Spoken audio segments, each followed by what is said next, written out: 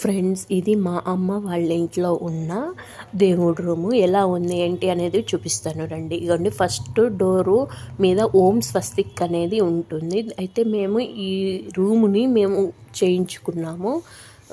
ఎలా చేయించుకున్నాం అనేది చెప్తాను రండి. ఇదిగోండి, మేము ఇల్లు కొనుక్కున్నప్పుడు కట్టి నీళ్ళే కడుక్కున్నాము. అయితే కట్టి నీళ్ళలో మాకు దేవుడి మందిరం అనేది చాలా చిన్నగా ఇచ్చాడు. అది మాకు సరిపోక మేము ఇలా చెక్కలు తీసుకొని ఇలా కొట్టించుకున్నాం. చూడండి, ఇది దేవుడి మందిరం వాళ్ళు ఇచ్చినది. మాకు సరిపోక అది మేము 2 చెక్కలు తీసుకొని రూమ్గా ఇలా చెక్కలు కొట్టుకొని 2 షెల్ఫ్లా చేసుకున్నాము. అటు ఇటు డోర్ పెట్టించి ఒక రూమ్ లాగా చేయించుకోవడం అయితే జరిగింది. చూడండి,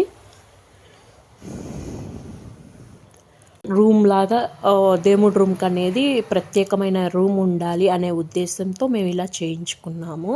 ఓకేనా, కబోర్డ్ లాగా